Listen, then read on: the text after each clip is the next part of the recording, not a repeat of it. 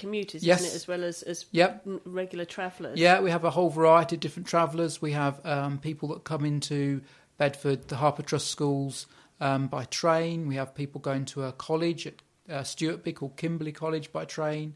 We have a lot of commuters, an increasing number of leisure travellers to a place called Ridgemont Station, which I'll speak about more later.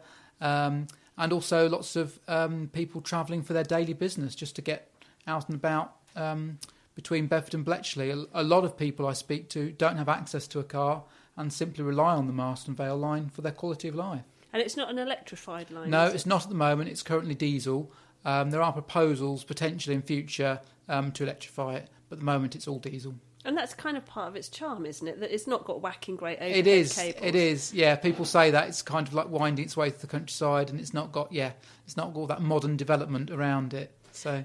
And do you think that in those days, I guess it was a reversal, wasn't it? Now we want to get rid of the car and try and go greener and back to railway. But I guess in those days, it was a case of modern technology being the car, and more people wanting access in their own car, their own freedom to roam. Yes. So it's kind of a reversal of It's what we did. essentially coming full circle, yeah.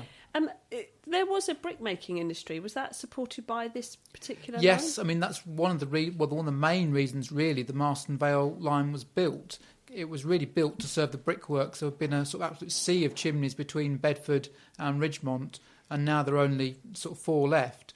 And that's the reason that some of the stations are some way from the villages. For example, Ridgemont Station is actually 1.5 miles from Ridgemont Village. The closest village is actually Brogborough, but that's purely because the line was built to serve the brickworkers.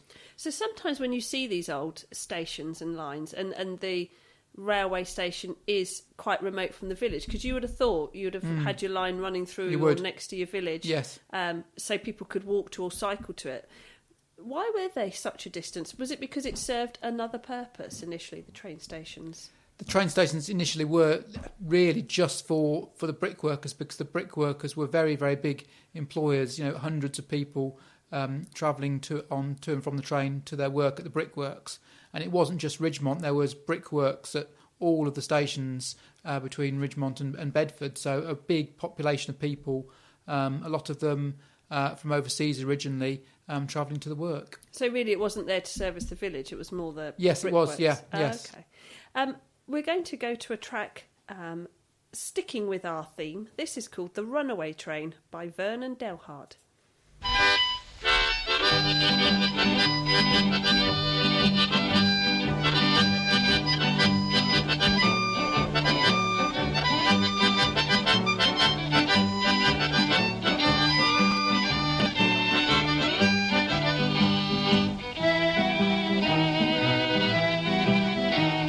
Was in the year of '89 on that old Chicago line when the winter wind was blowing shrill. The rails were froze, the wheels were cold, and then the air brakes wouldn't hold, and number 9 came roaring down the hill. Oh, the runaway train came down the track and she blew. The runaway train came down the track and she blew. The runaway train come down the track, the whistle wide and the throttle back, and she blew. Oh, the engineer said the train must halt, and she blew. The engineer said the train must halt, and she blew. The engineer said the train must halt. He said it was all the fireman's fault, and she blew, blew, blew, blew.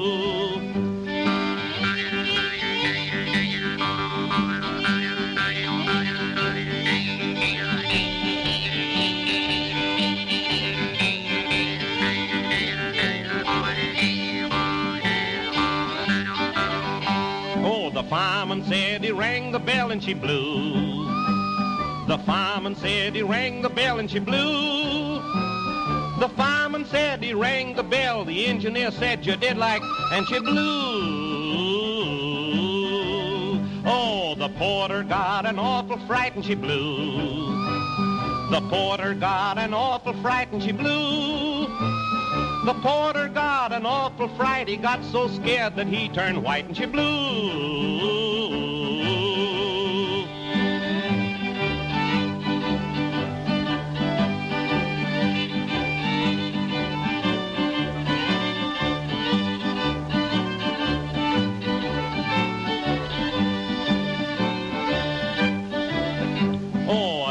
drummer sat in the parlor car and she blew. A drummer sat in the parlor car and she blew.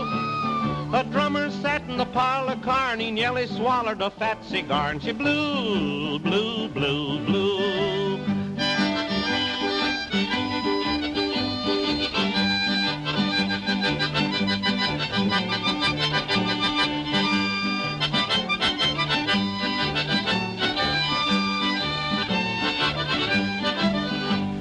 The runaway train went over the hill and she blew. The runaway train went over the hill and she blew. The runaway train went over the hill and the last we heard she was going still and she blew, blew, blew, blew. Oh, a lovely old whistle of the train there. Stephen, something that we didn't touch on earlier is kind of why the bit between Bedford and Bletchley survived. Why were the two ends cut and not the middle bit? I think a lot of that is down to local pressure. As I mentioned earlier, a lot of local people rely on the line for their quality of life, and every time it was threatened with closure, there was such a vigorous campaign opposing it that it made the rail authorities and the government think twice. And back in 1973, when it came very, very close to being closed, they literally put closure notices up along all the stations. There was a vociferous campaign against closure, and actually a group was formed that's still in existence today called the Bedford to Bletchley Rail Users Association, championed by a gentleman called Richard Crane, and they got together a large number of local people and fought off the closure. Wow, so it really was up to the wire on closure. It was very, very close.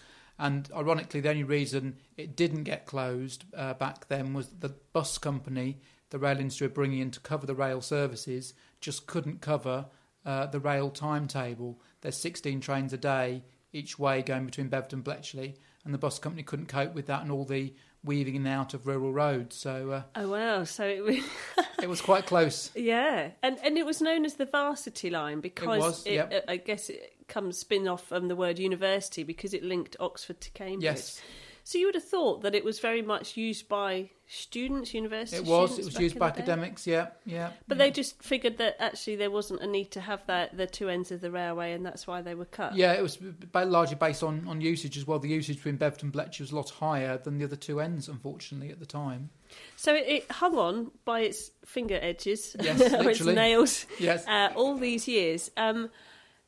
Now it's kind of having a new lease of life, isn't it? It is. Now, since we've had the Community Rail Partnership, which was set up in 2007, it's really gone from strength to strength. Passenger numbers are now at their highest for 7 years. We had about 257,000 passenger journeys last year, and hopefully we're on course to exceed that again this year. So it's really flourishing at the moment.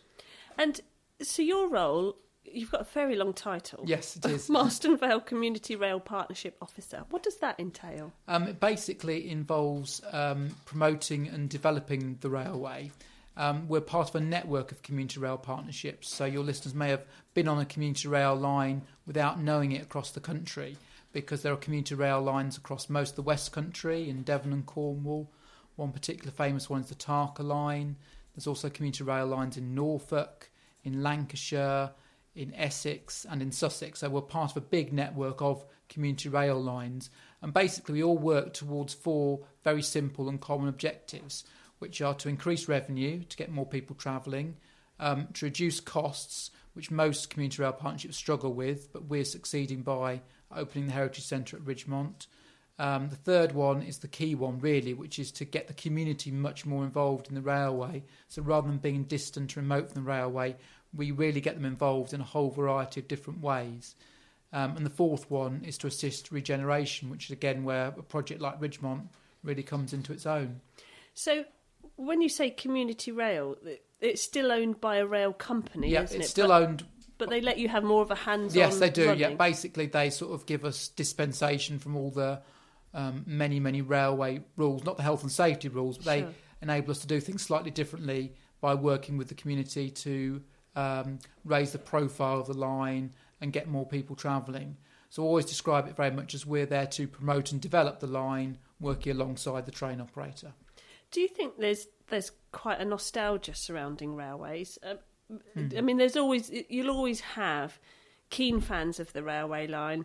You've got many things associated with rail, like people collecting numbers, to Hornby enthusiasts, and there's a whole raft of enthusiasm surrounding railways. Do you think there's also sort of a historic enthusiasm around railway lines? I think so. There's a lot of particularly a goodwill and a sort of passion for the Marston Vale lines. I mentioned it's a community that kept it open back in 1973, and that sort of interest and enthusiasm for it still endures. Even people who may not have travelled on it for 20, 30 years still have very much an affinity and an affection with it, which is lovely. Do you think that's going back to what we discussed earlier, the fact that it's not electrified, the fact it's a diesel train, and that it's still been a diesel all these years later, and it's never quite modernised? Yeah, that's a really interesting point, actually, because I think people associate sort of the high-speed lines with all the electric wires very much in a different era to the line that we're talking about, the Marston Vale line. So, and because it's diesel, it's slightly noisier as well, and there's acceleration when the trains are starting off from stations. It's much more obvious. So it's more, of a historic period than an electrified modern line in that respect. Yeah, and I guess people get a little bit frightened of electrified trains because of all the dangers that surround them. But I guess maybe you have more of a rose-tinted view of a diesel train because it feels a bit more laid back and a bit gentler. Yeah, it feels more something that you'd associate with the countryside than an electrified line.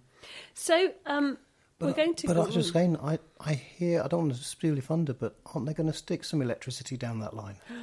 They may well be, but it's not going to be for possibly 7 to 8 years. There is a date to possibly electrify the line, but it's not 100% confirmed yet. And I guess like most, developments, you'll have opposition to people who want to kind of preserve it as it is. Yes, there has been some. And those that want to see it grow and develop and move forward. So it's going to be a very fine balancing act. It is. I mean, it has changed a bit in the last 10 years because just over 10 years ago, we had manned level crossings and sort of signal boxes across the line. So there'd been a crossing keeper in each and every station which would faithfully open the gates and close them again at night, and they would be the first person the passengers would go to. And a lot of the passengers built up a real rapport with their crossing keeper, even to the extent of going in for cups of tea and sort of putting the world to rights before they caught their train.